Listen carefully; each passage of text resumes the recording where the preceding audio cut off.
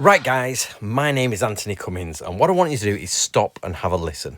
Okay, I know most people will look away now in the first few seconds, but if you stay around for a good 20 minutes, I'm going to tell you a story which I hope you will enjoy.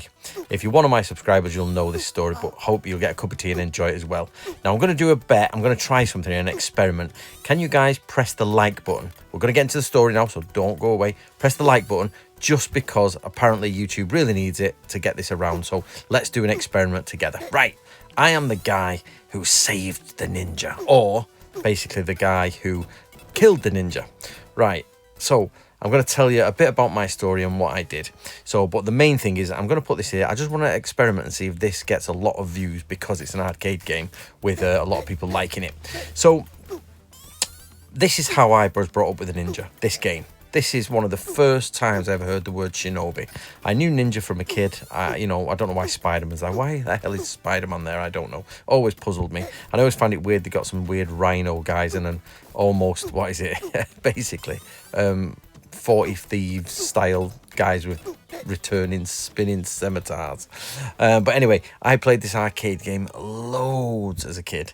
Did you play it? And I think we got a Ninja 3, I think, on the Sega. And Hadia, oh, I'm gonna have to stop and say Hadia every single one. I'm not sure how the sound will come on this. Marilyn Monroe there. So basically, this was what I thought the ninja was, and I was into ninjas since a kid, dressed as a ninja as a child, played ninjas hide and seek games, bought ninja tools, ninja weapons. I could never complete the bonus stage. I could never complete it. I don't know how people do this. They just seem to randomly throw shuriken and it completes. I don't know how they do it. So anyway, basically, I grew up playing this game, grew up with all the ninja stuff, and at the same time I was being bought Hatsumi books, lots of Hatsumi books. And I thought, you know what? I can't read these. I'm only 9. I just didn't understand. I tried reading them, but I followed the martial arts moves and everything. It was only years later I started to read them when I was probably about 16, 17. But again, I always loved the ninja. So fast forward a bit from the 90s. In the 90s, 1999, I started in the Bujinkan after... I was born in 1978 and I have loved ninja since I can remember. So probably about 1982, 83 is the first time I remember the word ninja. And it's this game where I first heard the word Shinobi, not knowing the difference between them and having to work it out. And I remember on my father's side, my grandfather, I wrote the word ninja on the wall in chalk, but it was N-I-N-G-E-R, ninja, because I'm dyslexic and God knows how you spelled ninja back in the day. I didn't know. Green Ninja. Do you remember Sakura Killers? Or Green Ninja with red ninjas? This is about as far as I ever got, I think. I never really got further than this. It used to cost a fortune. My dad used to give me money and my mum used to give me money to go on holiday when my mother took me away. My mum and dad were separated, so my mum used to take me away. My dad used to give me the money, and I'd spend it on this arcade game or some toys at the shop at Fleetwood in England, Lancashire. So that's what I'd be spending this on. By the way, the pier where I used to play this burnt down suspiciously for insurance reasons. So, I don't ever know what happened to this computer arcade game. I assume they got it out in time because some of the other arcades ended up somewhere else in Fleetwood. So, right. So this is the 1990s and I've started Bujinkan, and I've really sort of 1999 coming up to 2000, I start Bujinkan, somewhere around there when I was at university. And I started... or at college, and then university. So college for English people is A-level, before university, then you go to university. I remember doing this bit, actually, or at least watching someone do it. Right, so I'm doing everything. I'm training in the wilderness. I'm training with a guy called Steve Powell, and we're doing all the sort of Hatsumi stuff. We're reading all the books, we're checking it. Ninjas are evil and fight the samurai. Ninjas are good and they fight the samurai. Now, in the generation before me, ninjas were evil and they basically didn't fight the samurai. Sorry, ninjas were evil and the samurai killed the ninja. Now, ninjas are good and we kill the evil taxing samurai. And that's what I thought. And you throw sand in people's eyes and everything. But after a few years of this, and I'm quite a few years Bujinkan training, doing all the stuff and the typical Bujinkan stuff and going to the taikais and everything. Hadia! And I'm okay, this is starting to get a bit dull now. And I absolutely went to the taikais, and like everyone else, I believed Hatsumi is 100% correct. But fast forward a little bit, and I'm in Japan, 2004, sorry, 2004, I go to Japan in September. I think it was September the 11th or September the 10th, somewhere around there in 2004. I turn up in Japan, and I live in a place called Kitakogane, which is near Kashiwa, because I'm going to train with Hatsumi. I've paid £50, which is about 70 or 80 quid today, maybe $100, to have one piece of A4 paper translated, because I thought it was all really formal. So, he's passed it, well done. So I thought it was all really formal, and I had to get proper training and all that, and, you know, proper introduction for training. So I get all this letter done. Cost me a fortune, send it on, expecting, you know, to be let into the dojo and have an interview and everything. No, I get there, it's just hamburgers and crap and dirt everywhere, and how much can you pay now, got this money. It was just the worst experience. I thought, what a load of crap.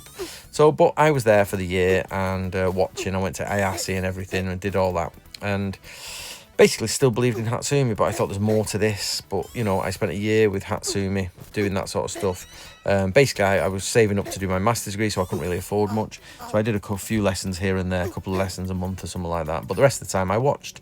And they asked me to stop watching, actually. I even said to him, I said, I will clean your entire dojo for just one free lesson a week. I will just, because I didn't tell him this, but it's a shithole. Your dojo's a shithole. I'll clean it in the day of the lesson and then just do the lesson. Hoping to have some sort of, you know, just, that's what I've got my time, I can share it with you, but I don't have money I've got to save for me.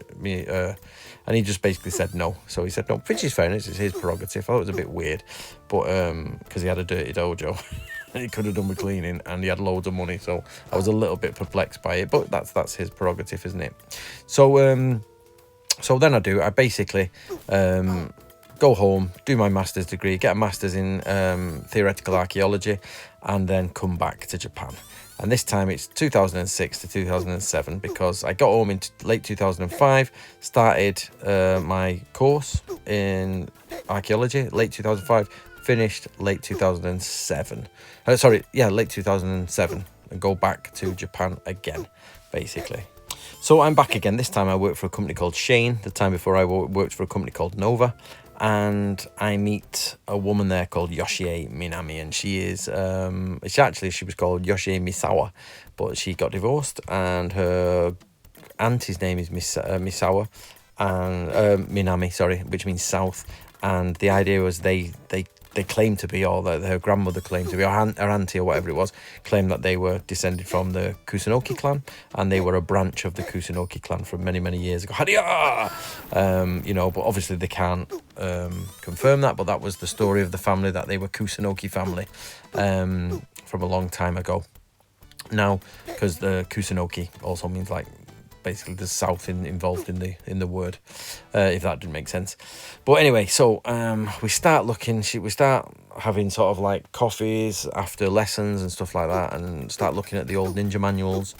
And she's basically, going to be honest with you, she's in a bit of a crap marriage, and she was like looking to get divorced, and she had loads of time on her hands. She was like, right, I'll do some translating for you, Anthony, can you do this? So I gave it's a long story, but I got to her afterwards giving homework out, and she started translating. It was everything. Now this is 2007. I still sort of believe in the Bujinkan. Month between 2004 and 2008, more and more I really stopped believing. But I actually even had a post holder, a little holder for my Shoninki that I brought out, and the translation for Hatsumi to do a forward, because I still had the hope that he was real in about 2007, and I was like, ugh. But it was actually, and now I'm going to be honest with you, this next bit might seem a bit strange, and I can say this story now that the bloody advert came up, didn't it? I don't even shop for garden equipment. I don't know why this come up. So basically, let me just carry on, guys. Get rid of these adverts. So I can say now because he's dead, but so it was the Katori Shinto Ryu gentleman, Otaki Sensei. Now I met Otaki Sensei, and I met him a few times. And I've got some good stories about Otaki Sensei. He's probably the best guy really I ever met in Japan, I'll be honest with you. The best Koryu guy I ever met. Now he, Otaki Sensei, basically took the piss out of Hatsumi. I don't think I've told this story before, but I was in the background saying, like, he was saying, oh, what martial arts do you do? And I said, oh, you know, Bujinkan and everything. And it's like, by this point, I've learned to put a bit of a thing on my face of like, and he went, oh, Hatsumi sensei. And then he did some like Kuji sort of symbol and went, what, ninja? It's like, you know, just taking the piss. It was obviously not being nasty, but it was like, yeah, whatever, mate, you know, you enjoy that ninja training. And it was then that I realised it was fake. Not because Otaki Sensei said so, because, you know, I don't just take it on anything on face value that. But that was the straw that broke the camel's back. I thought, he's just not respected. Hatsumi was not respected in the martial arts community in Japan. In fact, he was seen... That doesn't necessarily mean somebody's fake. It was all the evidence that I brought together that really, you know, made me understand it. But it was that, you know, Otaki Sensei, head of one of the sort of most premier Koryus there is, which I still don't agree with a lot of the stuff that goes on in Koryu, but he was like, even he was like, come on, you know, you can't really, you know, believe in this sort of stuff. It's really bad. So I was like, oh, you know. So that's when I removed the thing from the Shoninki and didn't ask for an introduction from him and started to really look into it. And then Yoshe, God bless her, really helped me look into it, and probably really didn't want to. She was like, there's no point, Anthony, because it's obviously fake. She said, I can see it's fake. Otaki sees it's fake. Everybody sees it's fake in Japan. In Japan, we basically just see it as a bit of fun. Some Westerners come here for a tryout, a ninja day, and that's all it is. And nobody minds them doing it, because in Japan, costume play is absolutely not a problem. So nobody minds people playing ninjas. But nobody takes it seriously. They assume the gaijin, the foreigners, know it's fake. You know what I mean? That's the, you know, sort of stuff. You do get the odd little TV channel who sort of does it, but more and more, you know, the Japanese don't ever really say anything nasty. They just agree. So they don't like to say anything against anyone.